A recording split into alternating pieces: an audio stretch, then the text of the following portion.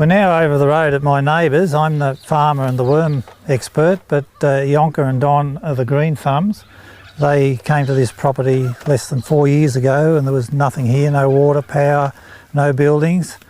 And they're great workers, and they've got to the stage now where they've got a really top little veggie garden and their own worm farm. This is very simple but very effective, and it's simply a number of old straw bales that are arranged in a way that Don and Yonka can throw all their compost and all their weeds in there, then put the compost worms in there, and they will work their way through from one end to the other. They only started this 12 months ago, and already they're able to get their own vermicast, make their own worm tea, and are starting to apply it on their paddocks as well as to their veggie and flower gardens. The idea is that we put straw bales here because we had too many weeds to begin with to fill just a small box. But then after a year, these bales get nice and mulched, and then we use that as garden mulch. So as you go around every year, you have some mulch down straw as well to put on your garden. But so this one's been done, and we've used already, we made 6,000 litres up to put on a paddock already, and we've started using it on our veggie garden and seen a huge difference. And then as we go, we just go to the next heap and put all our food scraps in it, get cow poo from the paddock, put straw on it, cardboard, and just make more boxes as we go along, as we need them, as we weed. So this time of the year you make a fair few because this is the weeding time of the year. But it's working really well. And from my memory, I think we only started off with about 2,000 or 3,000 worms. We didn't start off with a large amount. Small tubful, wasn't it? Tubful. Yeah. So. But I can't believe that you can just throw it in, and at the end of the day you have this beautiful mulch. And then also making worm tea. See, the worms are still in the top layer here. All this has already been eaten. They're still in the top layer here, and they're working through the hay bales here into the next section which I'm watering. And we use all the grey water from our house, comes here automatically from the washing machine and from the showers, and that keeps that pile nice and moist. And when we want the worms to move to a next pile, we just put the water there, and that makes that nice and moist, and the worms move through to the next pile. And probably next year this one will be empty, and you'll start refilling this one with the fresh stuff and just keep circling around the whole time. Fresh straw bales, use all this straw on the garden, and then next year. But I mean, the sky's the limit. You can just keep making squares as long as you want. And we put these boards on, we have chickens just to stop them having a great feed of the worms. Well, initially we probably put some, you know, all the stuff that we got from all the weeds and everything we got from the garden. We probably had that there already as a pile initially before we even thought of worms. It was just a big pile of weeds that was already broken down a bit. And then David gave us the worms, and we just put the reason it's on a hill because this was a big pile of weeds, and then we just put some square bales around it, and then we just kept adding all our foodstuffs and cow poo and whatever, and it just went by itself. You really didn't have much effort to start off with. It was just a pile of weeds, really. Just throw them on the top, and within 5 minutes they'll be down in it, and they'll just find their own way. And if it's broken down a little bit already, we didn't need any soil because it was already a pile of weeds. So, I mean, that's why we start off with this. This was probably weeded about a month ago, and that will all break down a fair bit before we introduce the worms to it. And I put stuff in it already, but once I start introducing the worms, then I'll start manuring this and putting cardboard, and so yeah, it's just really somewhere to store the weeds and let them break down a bit, and then you slowly move to the next section. And the beauty of this, if this does happen to heat up and start to compost and generate a fair amount of heat, well, then the worms have got the straw bales there as a safe haven to just get into until it's the right temperature for them to come back.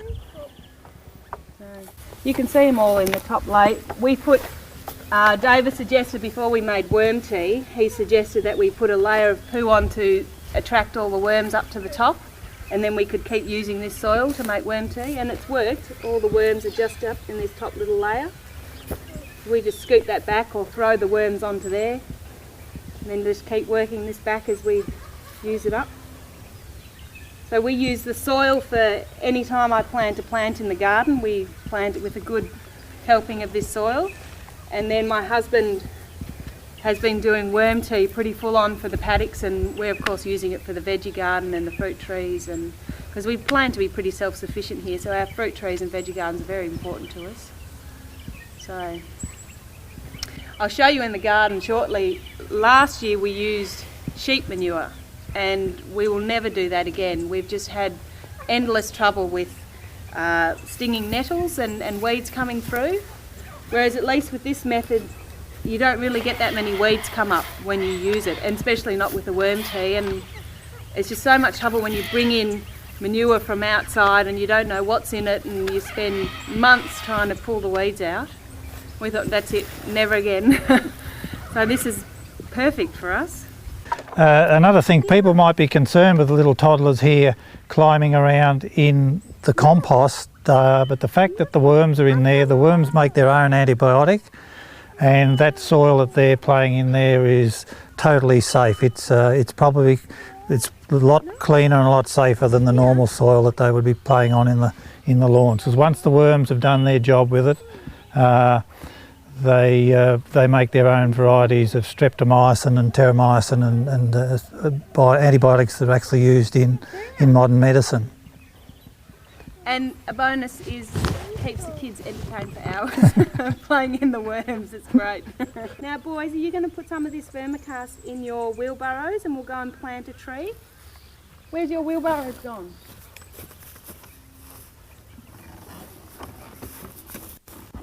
Can we put some in your wheelbarrow? Get the wormies out the way.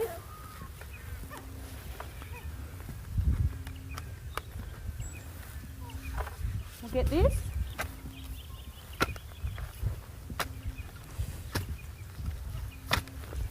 There we go. Put it in your wheelbarrow. Put it in your wheelbarrow. There you go. We'll go and plant a tree.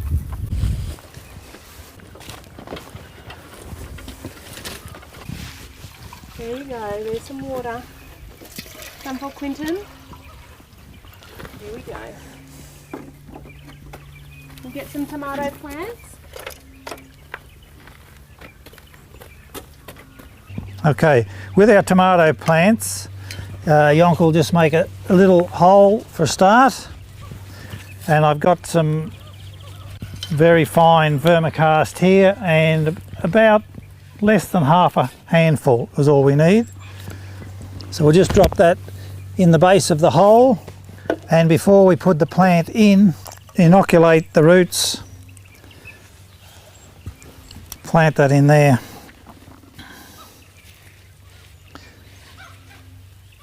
And then we'll give it a liberal spray with the worm tea all over the leaves. The bacteria and the fungi that are in that worm tea will then provide their own protection for that plant. They'll smother that plant with healthy bacteria, and any nasties that might want to attack that plant will have nowhere to land.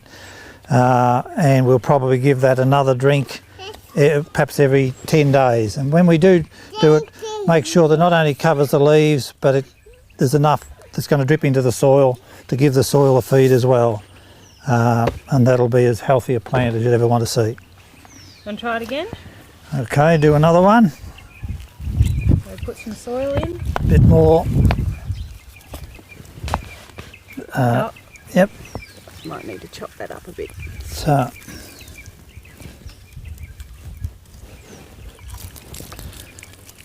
Whilst we're being a bit wasteful here, it doesn't matter, because out of a couple of handfuls of the vermicast we can make anything up to 50 litres of worm tea. So good boy. That's it. And we'll give it another drink. Good as gold. Gonna have beautiful tomatoes.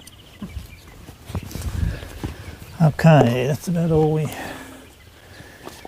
need for there. Since we put worm tea on, just the vibrance of the leaves, everything just gets a richer colour about it. And we've only probably put it on here about twice so far, but we've noticed a big difference.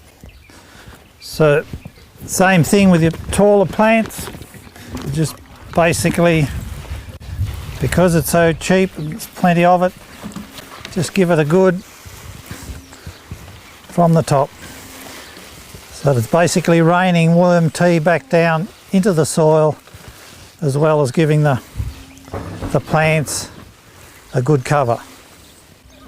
Yes, you could just wash them, yes.